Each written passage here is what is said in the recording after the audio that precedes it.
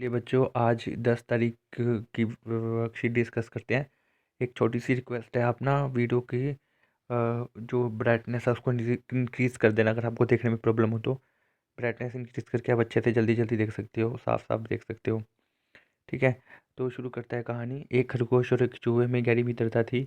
वे साथ साथ घूमते थे, खेलते थे और हमेशा एक दूसरे की मदद करते थे। एक बार खेल खेल में दोनों ने दौड़ प्रतियोगिता करने की बात सोची। उनको बरगद के पेड़ तक पहुंचना था। यह पेड़ वहां से कुछ ही दूर एक गांव के ठीक बाहर था। यह निश्चित हुआ कि जो वहां पहले पहुंचेगा वही विजेता कहलाएगा।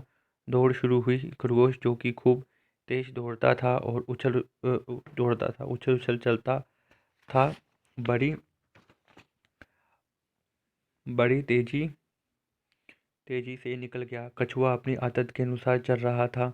एकदम धीरे धीरे कुछ दूर दौड़ने के बाद खरगोश ने पीछे मुड़कर देखा तो कछुआ दूर तक कहीं दिखाई नहीं दिया। पास में ही एक ऊंचा घना पेड़ था। धीमी धीमी हवा चल रही थी। खरगोश ने सोचा कि थोड़ा सुस्ता लेता हूँ, फिर जल्दी से आगे बढ़ जाऊंगा। कछुए को तो यहाँ तक पहुँचने में अभी देर लगेगी। यह सोचकर वह पेड़ के नीचे लेट गया। ठंडी हवा ने उसे झटपट सुला दिया।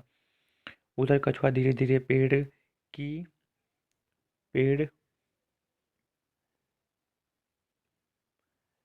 कछुआ धीरे धीरे पेड़ की ओर बढ़ता जा रहा था। खरगोश काफी देर तक सोता रहा। जैसे ही उसकी आँख खुली वह बरगद के पेड़ की ओर भागा। वहां पहुंचकर उसने देखा कि कछुआ तो पहले से ही वहां पहुंच गया है।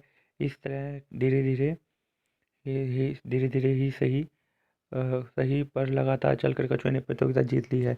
बेसिकली स्टोरी में ये कहा गया है, slow and steady win the race बोलते हैं इसको, कि धीरे धीरे ही सही। आप थोड़ा थोड़ा करके पढ़ाई करो, पर डेली पढ़ाई करो। थोड़ा थोड़ा करके भी करोगे ना तो आप धीरे धीरे करके सीख जाओगे। मतलब धीरे धीरे करके ही करो काम, पर वो डेली करना चाहिए।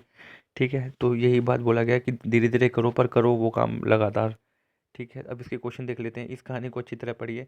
इसमें कठिन शब्द लिखने हैं, आपको उनका उच्चारण करना है। मैंने आपके लिए कुछ शब्द लिख रखे हैं, झटपट, प्रतियोगिता, विजेता और प्रगत। आप चाहें तो और भी कठिन शब्द लिख सकते हैं जो आपको इसमें लग रहे हो। दूसरे क्वेश्चन में बोला गया है, कहानी में एक जगह आया है, धीमी धीमी हवा चल रही थी। क्या हवा चलने की आवाज़ को आप महसूस कर पाते हैं? आपको कैसे पता चलता है कि हवा चल रही है? एक वाक्य में लिखिए। बेसिकली आपको उसमें बताना है कि जी हाँ, हम इसे महसूस कर पाते हैं। ठीक है, महसूस कर पाते हो ना, बस यही बताना है कि हवा चलती है तो महसूस कर पाते हो। हाँ, महसूस कर पाते हैं, बिल्कुल सही है। हमारी मतलब स्किन को पता लग जाता है कि हवा चल रही है, महसूस होती है हवा। तो आप अपने माता पिता के साथ बाजार जाते हो, वहाँ पर किस तरह की आवाज़ें सुनते हैं? वे आवाज़ें आपको कैसी लगती हैं? इसके बारे में 2 या 3 वाक्य लिखिए। आप जब माता पिता बाजार जाते हो तो आपको सब्जी वाले की आवाज़ आती है, फल वाले की आती है, वाहनों की आवाज़ें सुनाई देती हैं, और आवाज़ें सुनाई देती हैं, मोटरसाइकिलों की आवाज़ें आती होंगी आपको। तो ये सभी आवाज़ें क्या होती हैं? अलग अलग होती हैं, और कुछ आवाज़ें धीरे होती हैं, कुछ आवाज़ें तेज़ होती हैं। तो बस आप ये चाहो तो लिख सकते हो। उसके बाद इसमें चौथे क्वेश्चन बोला गया है कि इस कहानी में धीमी धीमी धीरे धीरे जैसे शब्दों के जोड़े का प्रयोग हुआ है।